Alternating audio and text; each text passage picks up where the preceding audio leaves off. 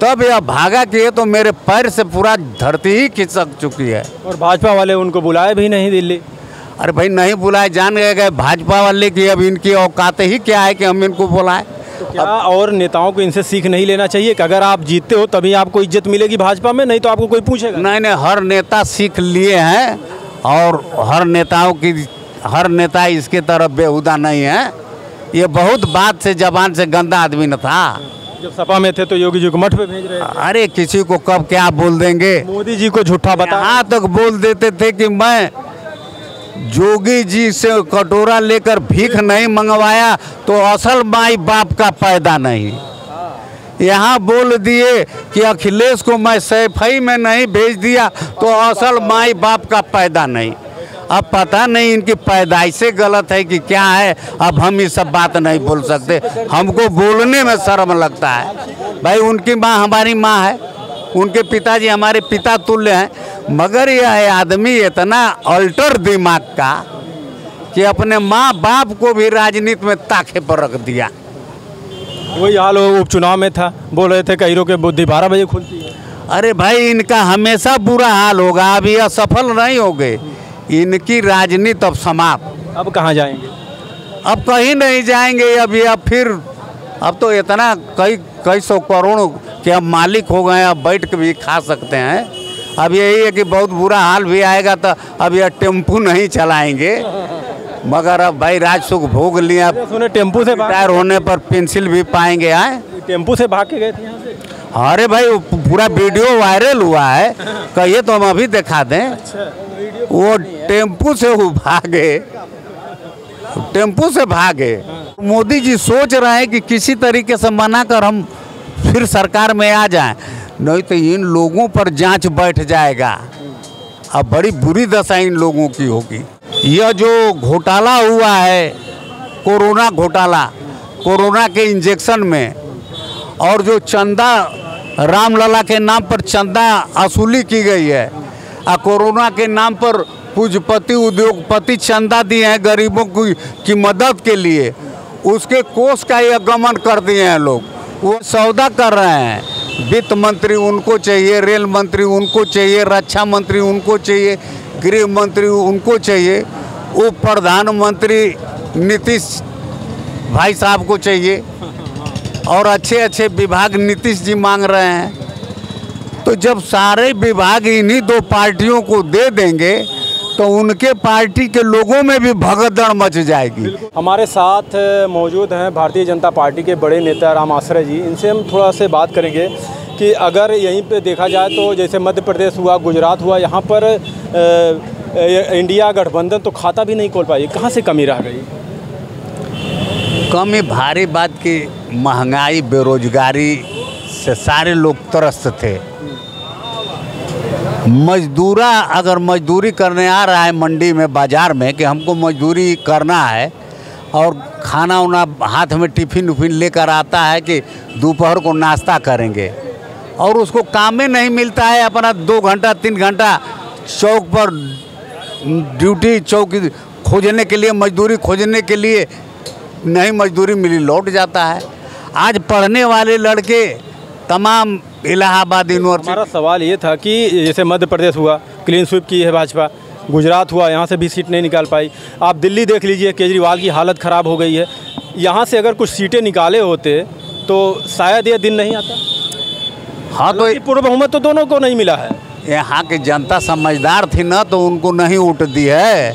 जनता जान रही है कि सिर्फ उत्तर प्रदेश को मूर्ख बनाकर यह लोग वोट ले लेते हैं, मगर कभी उत्तर प्रदेश में कोई कल कारखाना और कोई योजना नहीं लाते हैं कि उत्तर प्रदेश के लोग यहाँ खुशहाली की ज़िंदगी जिएं। आज उत्तर प्रदेश बहुत बड़ा सूबा है और 80 सांसद देता है, और उत्तर प्रदेश के कई प्रधानमंत्री भी हुए, मगर उत्तर प्रदेश पर विशेष ध्यान नहीं देते हैं लोग। उत्तर प्रदेश के लोगों को, बिहार के लोगों को बड़े पैमाने पर बाहर निकलकर कमाने जाना पड़ता है, दूसरे देश में जाना पड़ता है पासपोर्ट बना कर। इसलिए उत्तर प्रदेश के लोग बड़ी समझदारी से भाजपा को वोट नहीं दिए हैं कि इनको हराओ, बल्कि क्षेत्रीय दल मिलकर सरकार बनाएगी, कांग्रेस सरकार बनाएगी, तो कांग्रेस बहुत कुछ दी है। कांग्रेस की देन है कि स्पिनिंग मिल, किसान मिल परदहा में, गाजीपुर में, कासमाबाद में काटन मिल और तमाम चीनी मिले ये कांग्रेस ने दी है।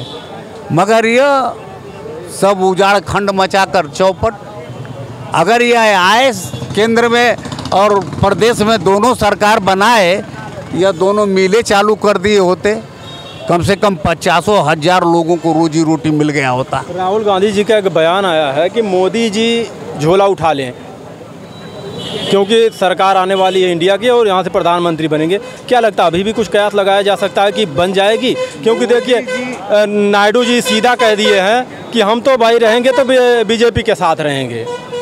भाई नायडू जी भी कहीं से दबाव में हैं।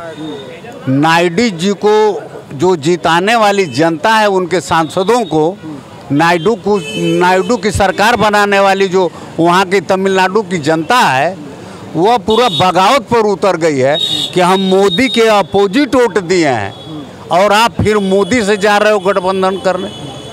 तो कहीं यह डरे हुए हैं और यह अभी सौदा कर रहे हैं। वित्त मंत्री उनको चाहिए, रेल मंत्री उनको चाहिए, रक्षा मंत्री उनको चाहिए, गृह मंत्री उनको चाहिए, उप प्रधानमंत्री नीतीश भाई साहब को चाहिए और अच्छे अच्छे विभाग नीतीश जी मांग रहे हैं। तो जब सारे विभाग इन्हीं दो पार्टियों को दे देंगे तो उनके पार्टी के लोगों में भी भगदड़ मच जाएगी। ये सोच रहे हैं कि जनता जाग गई है और विपक्ष भी जाग गई है कि हमको झोला लेकर जाने भी अब लोग नहीं देंगे। ये झोला लेकर भाग थोड़ा नहीं पाएंगे। इनको पूरा 10 साल का हिसाब किताब देना है। यह जो घोटाला हुआ है, कोरोना घोटाला, कोरोना के इंजेक्शन में, और जो चंदा रामलला के नाम पर चंदा वसूली की गई है, कोरोना के नाम पर पूंजीपति उद्योगपति चंदा दिए हैं गरीबों की मदद के लिए, उसके कोष का यह गमन कर दिए हैं लोग। वह कोष नहीं बता रहे हैं कि उस कोष में आखिर जनता ने कितना सहयोग दिया और हम कितना सहयोग जनता को किए। और कोरोना का जो इंजेक्शन का सौदा हुआ है, किस कंपनी से डील हुआ है, कै % पर डील हुआ है और वो इंजेक्शन का कार्य क्या है। आज वो इंजेक्शन की देन है कि बड़े पैमाने पर लोग हार्ट अटैक से मर रहे हैं। 30-32 साल के बच्चों को हार्ट अटैक हो जा रहा है। तो नहीं, जैसे राहुल गांधी का कहने का क्या मतलब, क्या अभी भी कुछ ऐसा हो सकता है? नीतीश जी और नायडू जी आ सकते हैं इसमें कि जो मोदी के ऊपर कहे हैं कि मोदी जी झोला अपना उठा लें? हाँ, वो बैठक होने वाली है, आज चल रहा है। वो उन लोगों से भी वार्ता चल रही है इंडिया की, और उन लोगों को अच्छा समझ में आएगा तो वो करेंगे। वो राजनेता हैं और मज़े मजाए खिलाड़ी हैं। नीतीश जी भी मज़े मजाए हैं और नायडू जी भी मज़े मजाए हैं। उनके ससुर जो थे NT रामा राव, वह भी मज़े मजाए नेता थे। तो अब वो अपना सामंजस्य बनाने पर लगे हुए हैं लोग कि हम अपने क्षेत्र की जनता को कैसे खुशहाली देंगे, कैसे विकास करेंगे और कैसे विश्वास में जनता रहेगी।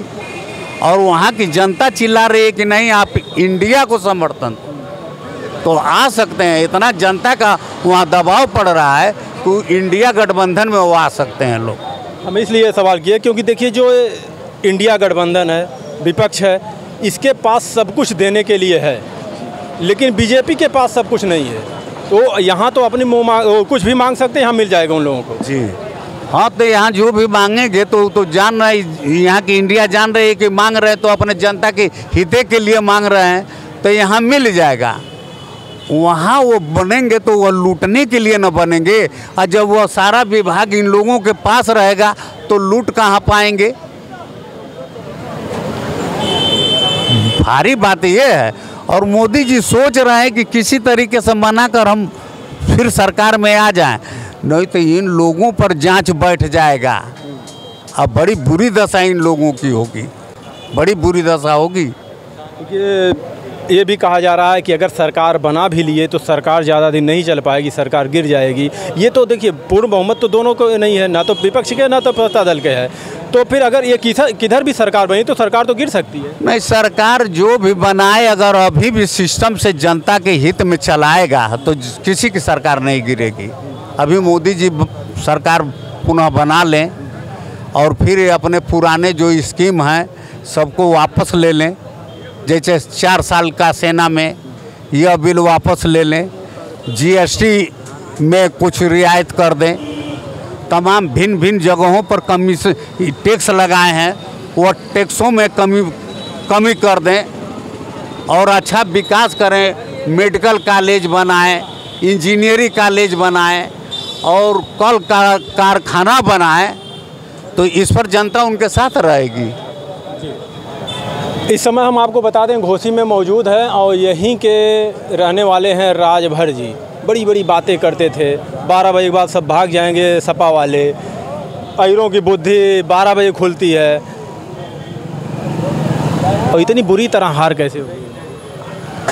असल बात ये बड़े बोलेपन से इनका बुरा हाल हुआ है और यह खुद 12-1 बजे यह खुद निकल कर भागे। यह नतीजा देख लिए ना, 8 राउंड के बाद यह अपना पैर काउंटिंग में रोक नहीं पाए, क्योंकि बढ़त बनता जा रहा था राजू राय का, बढ़त बनता जा रहा था राजू राय का। और जिस क्षेत्र में और जिस गांव की बूथ पर इनको भरोसा था कि अब राजभर का बूथ खुलेगा तो वहाँ टोटल हमारा ही वोट रहेगा, तो वहाँ हाकी और बाल महिला जो कैंडिडेट लड़ी थी उसका निकल जाता था। तब यह भागा कि ये तो मेरे पैर से पूरा धरती ही खिसक चुकी है। और भाजपा वाले उनको बुलाए भी नहीं दिल्ली। अरे भाई नहीं बुलाए, जान गए भाजपा वाले की अब इनकी औकात ही क्या है कि हम इनको बुलाएं। तो क्या और नेताओं को इनसे सीख नहीं लेना चाहिए कि अगर आप जीतते हो तभी आपको इज्जत मिलेगी भाजपा में, नहीं तो आपको कोई पूछेगा? नहीं, हर नेता सीख लिए हैं और हर नेता इसके तरफ बेहुदा नहीं है। ये बहुत बात से जबान से गंदा आदमी न था। जब सपा में थे तो योगी जी को मठ पे भेज रहे थे। अरे किसी को कब क्या बोल देंगे, मोदी जी को झूठा बता यहाँ तक बोल देते थे कि मैं जोगी जी से कटोरा लेकर भीख नहीं मंगवाया तो असल माई बाप का पैदा नहीं। यहाँ बोल दिए कि अखिलेश को मैं सैफई में नहीं भेज दिया तो असल माई बाप का पैदा नहीं। अब पता नहीं इनकी पैदाइशे गलत है कि क्या है, अब हम ये सब बात नहीं बोल सकते, हमको बोलने में शर्म लगता है। भाई उनकी माँ हमारी माँ है, उनके पिताजी हमारे पिता तुल्य हैं, मगर यह आदमी इतना अल्टर दिमाग का कि अपने माँ बाप को भी राजनीति में ताखे पर रख दिया। वही हाल उपचुनाव में था, बोल रहे थे कईरों के बुद्धि 12 बजे खुलती है। अरे भाई इनका हमेशा बुरा हाल होगा, अब यह सफल नहीं हो गए, इनकी राजनीति अब समाप्त। अब कहाँ जाएंगे? अब कहीं नहीं जाएंगे। अब तो इतना कई सौ करोड़ के अब मालिक हो गए, अब बैठ के भी खा सकते हैं। अब यही है कि बहुत बुरा हाल भी आएगा तो अब यह टेम्पू नहीं चलाएंगे, मगर अब भाई राज सुख भोग लिया। सुने टेम्पू से रिटायर होने पर पेंसिल भी पाएंगे। आए टेम्पू से भाग के गए थे यहाँ से?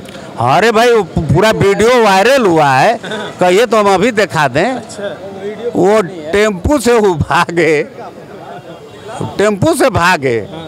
अब पुरानी है वीडियो की नहीं है, अब पूरा गनर वनर साइडो वाइडो हैं, तो पुरानी कैसे है? इस समय न साइडो हैं, गनर हैं, इस समय न सुरक्षा है। मंत्री बन गए, कहते थे कि गमछा लपेटिए, गमछा लपेटिए जाइए आप, कहते थे ना कि गमछा लपेटिए थाने में घुस जाइए। ओम प्रकाश राजभर। अरे आज मैं विकास भवन में बैठा था, एक इन्हीं की पार्टी का कार्यकर्ता था, बॉस हो गया, तो एक थे कहे कि भाई आप लोग कहते थे कि पीला गमछा पहन के जाओगे तो दरोगा ओम प्रकाश की शक्ल देखेगा और बड़ी इज्जत करेगा। तो वो कह रहे हैं कि आज भी है हम लोगों की इज्जत, कौन थाने में नहीं इज्जत है। हमने कहा कि भैया हमारा भी थाने में एक काम है, दरोगा हमको बुलाए हैं, पता नहीं क्या मामला है कि दरोगा सही बुला रहे हैं, थोड़ा हमारे साथ आप चलो। पहले ये सब हुआ केवल फिर लौट गया। इनके बड़बोलेपन से इनको ये दिन देखना पड़ रहा है। इनके बड़े बोलेपन से ही नहीं इनकी हैसियत ख़त्म हुई है और इनके लड़के को भोगना पड़ा है। सही कह रहे हैं। इनका लड़का अरविंद बहुत बेकार नहीं है भाई, पढ़ा लिखा है, ठीक है, अच्छी बात है, बोलने का शऊर भी है, शिष्ट वाणी से बोलता भी है, मगर ये तो ऐसा लठ मार बोलते हैं कि अपने माँ बाप को भी कहते हैं कि हम असल माँ बाप के पैदा नहीं। चलिए आपका बहुत बहुत धन्यवाद।